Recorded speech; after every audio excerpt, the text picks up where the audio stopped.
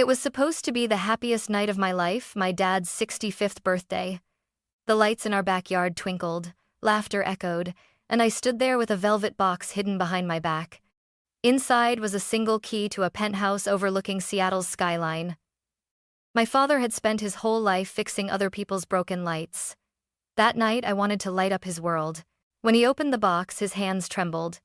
"Lily, this is too much," he whispered, tears pooling in his eyes. "You've already given me everything." I laughed through my own tears. "No, Dad, you gave me everything. This is just me catching up." That night, he hugged me tighter than he had in years. I thought I'd finally done something perfect. Months later, I would learn that perfection doesn't last, especially when family and envy collide. Dad's birthday dinner was loud, messy, and full of love, exactly how he liked it. My mom had made her famous roast, the kind that filled the whole house with the smell of garlic and thyme. My sister Nora sat across from me, her husband Derek checking his phone every few minutes, pretending to be interested. I didn't care. Tonight was about Dad.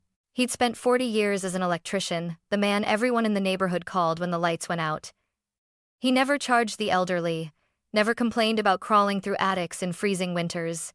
He was quiet, steady, the kind of man who kept everything running, including our family. After dessert, I stood up and clinked my glass. "Dad," I said, my voice trembling. "You've spent your whole life fixing things for other people. Now it's my turn to fix something for you." Everyone turned to look. Mom's hand went to her mouth. I took out the small velvet box and handed it to him. "Happy birthday." He opened it slowly. When he saw the key inside, his brows furrowed. "What's this?" "It's to your new home," I said softly. "A penthouse at Mirren Residences overlooking the bay." For a moment, the room went still. Then Mom gasped, and tears filled her eyes.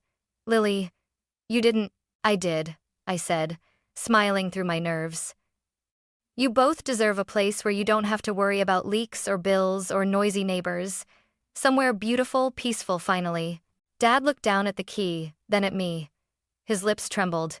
"Sweetheart, this is too much. Not for the man who worked every Christmas so our lights stayed on," I said. "Not for the woman who sold pies just to buy my school uniform. This is for both of you." He stood and hugged me. His arms were strong but shaking. "I don't know what I did to deserve a daughter like you." Behind him, Nora's voice cut through the emotion. "Wow, Lily," she said, smiling tight. "You really went all out this year." Her tone was polite, but I caught the edge beneath it, a note of disbelief or jealousy. Still, I ignored it. That night, when we drove to show them the penthouse, Dad was like a kid seeing the world for the first time. He ran his fingers along the glass walls, looked out over the city lights and whispered, "Feels like a dream." Mom turned to me, eyes shining. "Thank you, honey. You've given us more than we ever imagined." As I watched them stand by the balcony, silhouetted against the Seattle skyline, I felt a warmth in my chest, the kind that made every struggle, every lonely night on the road, worth it. If only I'd known how quickly that warmth would turn to ice. For the first few months, everything felt exactly as I'd hoped. Every Sunday morning, I'd wake up to a video call from Mom. She'd sit on the penthouse balcony wrapped in a soft shawl, the wind teasing her gray hair. Behind her, the skyline shimmered like glass and gold. "Your father's obsessed with the espresso machine," she'd laugh. "He makes 4 cups a day and still forgets to clean it." Dad would appear in the background, pretending to be offended. "At least I'm learning, Lily. You should see me pressing all these fancy buttons." I'd laugh, my heart light. That apartment had become everything I wanted for them: comfort, pride, safety. They finally looked like they were living the life they'd always deserved. Nora called occasionally too, though never to talk to me. She'd text Mom pictures of her kids, complain about her mortgage, or mention how far her commute was from the suburbs.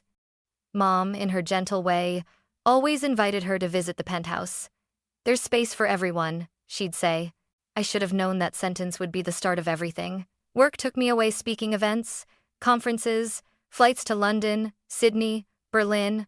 I was living my dream. Yet part of me longed for those quiet mornings with Mom's laughter and Dad's silly coffee jokes.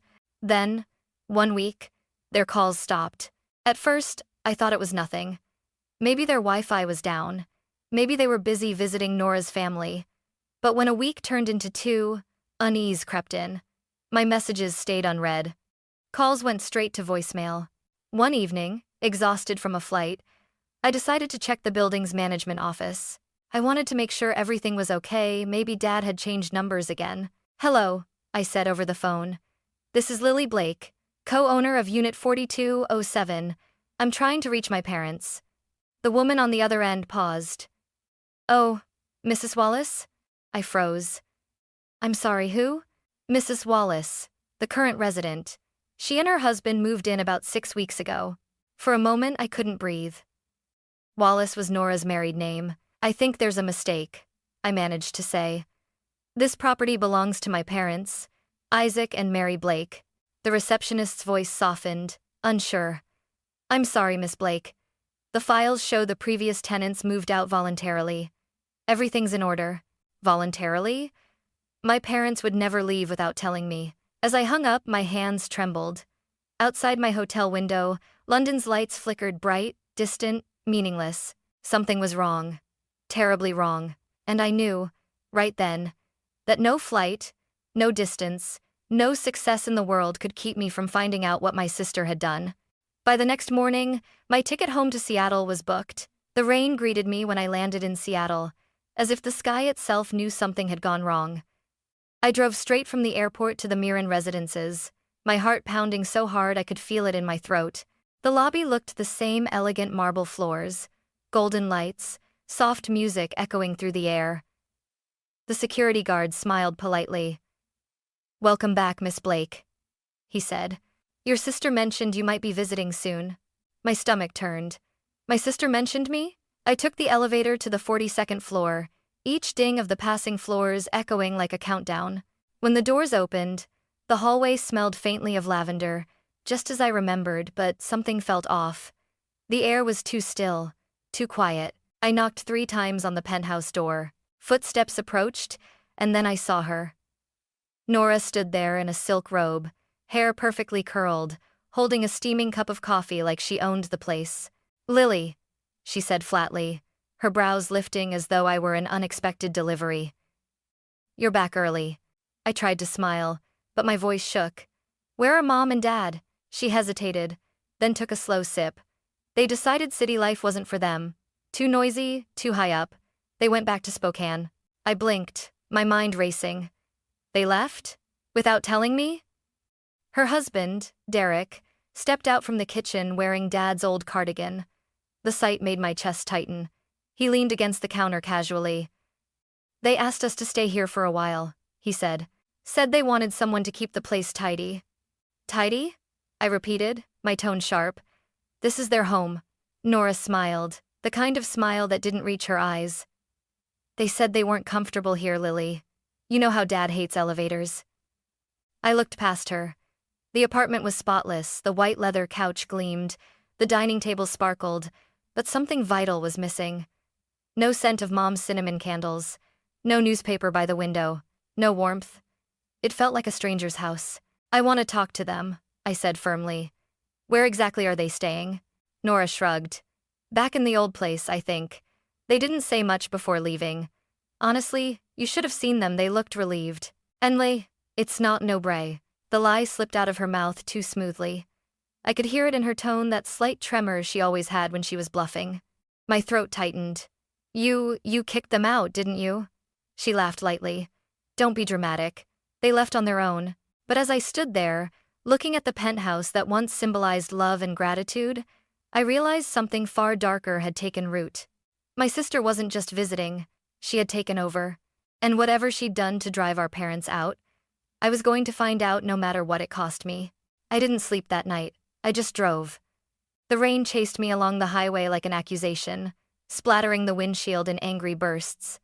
Every mile closer to Spokane felt heavier, darker. I replayed Nora's smug smile in my mind until it made my stomach twist. When I finally pulled into our old neighborhood, the world was quiet. The little wooden house where I grew up sat in darkness. The curtains were drawn. The porch light, the one Dad never forgot to turn on, was dead. I ran up the path and knocked. Once, twice, harder. "Mom? Dad?" My voice cracked in the cold night air. No answer. I circled to the back, hoping to see their shadows through the kitchen window, but everything was empty. Only a faint smell of damp wood and dust. "Lily?" a shaky voice called. I turned to see Mrs. Whitaker, our old neighbor, standing in her doorway in a pink robe, her white hair frizzed from sleep. Her eyes widened when she saw me. "Oh dear child, you're back." I rushed toward her. "Mrs. Whitaker, where are my parents? Are they inside?" She hesitated, pressing a hand to her chest. "No, sweetheart, they're not here. Isaac's been in the hospital for weeks now. Sacred Heart Medical Center. He collapsed." The world tilted beneath me. "Collapsed?" She nodded sadly. "Your mother's been staying there day and night, hardly eats. You should go, dear. They need you." By the time I reached the hospital, my hands were shaking so badly I could barely fill out the visitor form. The nurse led me down a sterile hallway to room 214. When I pushed open the door, I saw Mom first, her head bowed, her fingers curled around Dad's pale hand. "Mom," I whispered. She looked up, her face hollow with exhaustion, then gasped. "Lily?" She stood, trembling, and threw her arms around me. "Oh, thank God." Dad lay motionless, his breathing shallow. Machines beeped softly beside him. "What happened?" I asked, my voice breaking. Tears streamed down Mom's cheeks. "It was raining that night. We were arguing with Nora and Derek. Your father tried to stand his ground, but Nora said..." Her words faltered. I gripped her hand. "Said what?" "She said we were embarrassing you," Mom choked out. "That we didn't belong in such a fancy place. That you only gave it to us out of pity." Isaac tried to stop her, told her she was wrong, but she laughed. She called him old-fashioned, said we were a burden. My heart clenched so hard I thought it might break. "Your father couldn't take it," she continued, her voice trembling. "He said, 'Eleanor, pride is all we have left.'" Then he packed a small bag and walked out into the storm. I begged him to wait, but he wouldn't. He said he'd rather sleep in the rain than stay where he wasn't wanted. It's Stan load. I buried my face in my hands, the guilt crashing over me like the thunder that had chased him that night. The gift I'd given with love had become the reason he nearly died. I turned to Mom, my jaw set. "I'm going to fix this," I said quietly, "no matter what it takes." She just nodded, eyes red, whispering the same words I once told Dad on his birthday. "You've already given us everything, Lily." But I knew she was wrong. I hadn't even started yet. Dad woke up 3 days later. His voice was barely a whisper, but his eyes, those kind, steady eyes I'd known since childhood, were still full of warmth. "Hey there, Trouble," he murmured, smiling faintly when he saw me by his bedside. "Didn't think you'd fly all the way home just to watch me nap." I tried to laugh, but the sound cracked in my throat. "You scared me, Dad. You really did." He squeezed my hand, his grip weak but sure. "Don't blame your sister too much, sweetheart. People make bad choices when they feel small." His words only twisted the knife deeper. Even lying in a hospital bed, hooked to machines, he was still protecting the people who had hurt him. After making sure Mom ate something for the first time in days, I stepped out into the hallway, my mind already spinning with plans. I wasn't going to scream or beg. That wouldn't fix anything. I needed to take back control the right way. That evening, I met with our family lawyer, Michael Grant, a tall man with silver hair and a calm, measured tone. He listened silently as I told him everything. The eviction, the storm, my father's collapse, my sister's lies. When I finished, my voice was shaking. "I want them out. I don't care how long it takes." Michael folded his hands.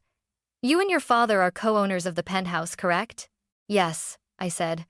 "But he's not well enough to handle this." "Then you'll need power of attorney," he replied. "Once your father signs it, we can begin the process of eviction. But be patient, Lily. If you act too quickly, they could twist the law against you." I nodded, swallowing my frustration. "I'll wait, but I'm not letting this go." The next week passed in a haze of hospital visits and paperwork. Every night, I stayed by Dad's bed, helping him sip water, reading him his favorite detective novels, pretending everything was fine. But inside, I was burning. When he was strong enough to hold a pen, I placed the papers before him. His hand trembled as he signed, but his eyes never wavered. "Do what's right, Lily," he said quietly. "Not what's angry." I bent down and kissed his forehead. I promise. The following morning, as I drove back to Seattle, the clouds parted just enough for sunlight to break through. It poured across the road like a promise, fragile but real. The penthouse towered ahead, glass glittering in the daylight. Once, it had been a symbol of pride. Now, it was a reminder of betrayal. I parked in front of the building, exhaled and whispered to myself, no more running. It was time to reclaim what was stolen, not just the apartment, but my parents' dignity. And deep down, I knew Nora wouldn't give it up easily, but neither would I. When I walked back into the Miran residences, the place didn't feel like home anymore. It felt like a battlefield wrapped in marble and glass.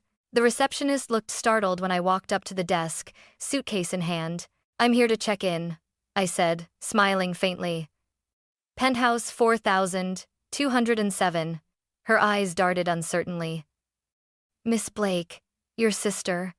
"I'm a co-owner," I interrupted softly, sliding my ID and copy of the deed across the counter.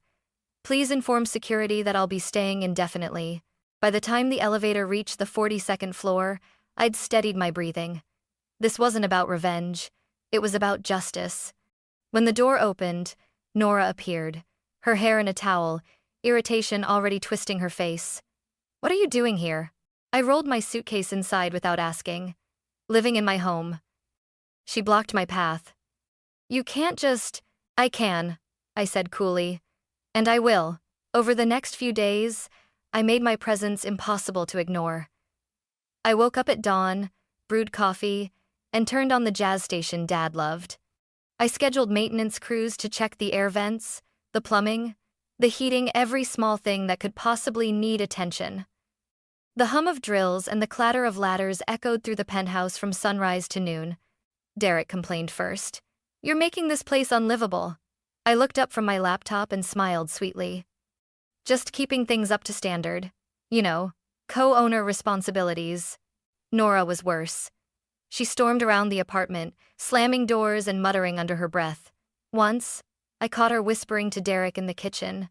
"She's doing this on purpose. She wants to drive us out." She was right. Every move I made was precise, lawful, and utterly suffocating. I transferred all utility accounts to my name. I spoke with building management, informing them that any repairs or permissions now required my approval. The power dynamic had shifted quietly, invisibly but completely. Then came the eviction notice. Michael, my lawyer, filed it under my father's authorization. A neatly worded document, polite yet firm. 7 days to vacate the property or face legal enforcement. I found Nora reading it at the dining table when I came home that night. Her hands trembled as she reached the final line.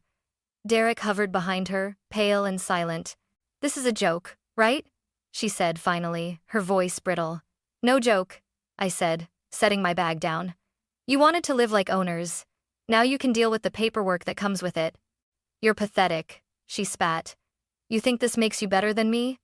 I looked at her, really looked at her, and for the first time, I didn't see my sister. I saw a stranger who'd traded love for envy. "No," I said quietly. "It doesn't make me better. It just makes me done." The next morning, Nora avoided me entirely. She stayed in her room, curtains drawn, while I opened every window and let the sunlight flood in. For the first time in months, the apartment smelled like fresh air instead of bitterness. 7 days. That was all they had left, and I was finally breathing again. The final day felt unnervingly calm, like the air right before a thunderstorm. I could feel it humming under my skin. 7 days. 7 days since the notice was served. 7 days of silence from Nora and Derek. And tonight, it was about to end. Rain streaked down the windows in angry rivers as I sat alone in the penthouse living room. Lights dimmed, waiting. The apartment was spotless again, but it didn't feel like peace. It felt like a stage before the curtain drops. The door burst open at 8:47 p.m. Nora stormed in, her hair soaked, eyes bloodshot, a wrinkled envelope crushed in her hand. Derek followed behind her, suitcase half-zipped, face pale. "Are you happy now?" she shouted, her voice echoing off the glass. "You finally got what you wanted, didn't you? Mom and Dad on your side, me out in the rain, everyone praising perfect Lily again." I stood slowly. "This isn't about sides, Nora. It's about what you did." She let out a bitter laugh. Oh, please. I didn't do anything you wouldn't have done. You bought them this penthouse just to show off. Don't act like it was some grand act of love. I took a step forward, my voice trembling but steady. You really think that? That I went into debt just to outshine you? You didn't do it for them, she hissed. You did it for yourself. So everyone could look at you and say, she's the good daughter. Her words hit harder than I wanted to admit. Somewhere deep inside, maybe I had been trying to prove something. But that didn't excuse her cruelty. I made mistakes, I said quietly, but I never would have humiliated them the way you did. You called them a burden, Nora. You told Dad he didn't belong here. You broke him. She flinched, the corner of her lip trembling. He shouldn't have argued with me. I was trying to protect him, protect us from embarrassment. Do you have any idea what people said? That we didn't belong in a place like this. That the Blakes were just small-town nobodies. I felt my heart twist. So, instead of proving them wrong, you decided to prove them right? By throwing your parents into a storm? Don't twist it, she screamed, voice cracking. You weren't here. You have no idea what it was like living under the shadow of your success, hearing Mom brag about her golden child every single call. The thunder outside boomed as if echoing her rage. I took a deep breath, fighting the lump in my throat. You think I haven't felt small too? You think I don't carry guilt every time I get on a plane while they're alone at home? I wanted to make it right, Nora. That's all I ever wanted. Her expression faltered, tears mixing with the rain dripping from her hair. You always make it sound so easy, she whispered. Like love fixes everything. I stepped closer, lowering my voice. It doesn't. But it's all we had left and you threw it away. For a long moment, she said nothing. The storm howled against the windows. Derek shifted uncomfortably behind her, his hand tightening on the suitcase handle. Finally, Nora's shoulders slumped. You win, she said hoarsely. Take your stupid apartment. Take your parents' love. I'm done fighting for scraps. She turned to leave, but I caught her wrist gently. Nora. She looked back, eyes red, face twisted between hatred and heartbreak. I never wanted to win, I whispered. I just wanted my sister back. For the first time in years, she didn't have an answer. Her lip quivered, but she said nothing. Derek placed a hand on her shoulder. Come on, he murmured. They left without another word. When the door closed, the silence hit me like a punch. I sank onto the sofa, tears spilling freely, the city lights flickering beyond the glass. My chest ached not from victory, but from loss. I glanced toward the balcony where Dad once stood, looking at the skyline like it was his miracle. I could almost hear his voice again. You can fix a light, Lily, but not a heart that's burned itself out. The storm raged on outside, lightning tearing across the sky. And as I sat there, surrounded by everything I thought was worth fighting for, I realized something profound.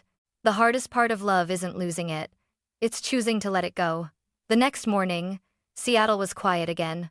The storm had passed, leaving puddles that shimmered in the sunrise. The city looked cleaner, lighter, as if even the sky had decided to start over. I stood by the balcony, staring down at the wet streets below, my reflection ghostly in the glass. The penthouse was finally silent, truly mine, but it didn't feel like victory. It felt hollow. Boxes were stacked by the wall. The movers would arrive in an hour. I'd already made the decision. The penthouse wasn't my parents' dream anymore, and it had stopped being mine the moment it became a battlefield. When I walked through its empty rooms one last time, I could still see the ghosts of what should have been, Mom arranging flowers by the window, Dad tinkering with the lamp, both of them laughing about how fancy it all was. I touched the countertop where Mom used to roll dough during her visits and whispered, I'm sorry. That afternoon, I met with Michael Grant, my lawyer. The sale went through faster than I expected. Are you sure about this? He asked gently, signing the final page. I nodded. Some things you let go of to heal. This place is one of them. He smiled faintly. Your father would be proud of how you handled this, Lily. I hope so, I said softly. But I don't think pride is what I'm chasing anymore. When I returned to Spokane a few days later, the air smelled of pine and wet earth. The little wooden house repaired, freshly painted, with a new light on the porch stood exactly as I remembered. Mom opened the door before I even reached the steps. Lily, she said, her voice trembling with warmth. "You're home." I hugged her tight. Dad sat in his favorite chair, a wool blanket over his knees, smiling at me like he'd been waiting his whole life for this moment. "Well," he said, chuckling, "looks like we're back where we belong." I knelt beside him, resting my head on his shoulder. "I sold the penthouse, Dad. I'm sorry." He chuckled again, patting my hand. "Don't be. That place was beautiful, but it never felt like home. He gestured around the tiny living room. The crackling fireplace, the old photos on the wall, this is home. Because we're together." His words washed over me like sunlight after rain. For the first time in months, I felt peace. A month later, I used the money from the sale to open something new, the Blake Family Foundation, a community center on the outskirts of Spokane. Its mission was simple: to help elderly people who'd lost their homes find shelter and dignity again. On opening day, Dad cut the red ribbon himself, hands still trembling but steady enough to hold the scissors. Mom stood beside him, tears glistening. The crowd clapped, but all I saw was their joy. "This is the best thing you've ever done, sweetheart," Mom whispered. I smiled through tears. "No, Mom. The best thing I ever did was come home." As the sun dipped below the hills, I stepped outside and looked up at the fading sky. Somewhere out there, my sister was probably starting over too. Maybe one day, she'd remember who we were before pride tore us apart. I didn't hate her anymore. I just hoped she'd find her own peace, the way I finally had. That night, as I sat on the porch between my parents, the warm light spilling from the windows behind us, Dad sighed contentedly. "You know, Lily," he said, "for someone who used to chase the sky, you sure found your way back to the ground." I laughed softly, leaning against him. "Yeah, Dad. I think that's exactly where I belong." The porch light flickered once, just like old times, and for a moment, everything was simple again. 3 people, 1 home, and a peace no storm could ever take away.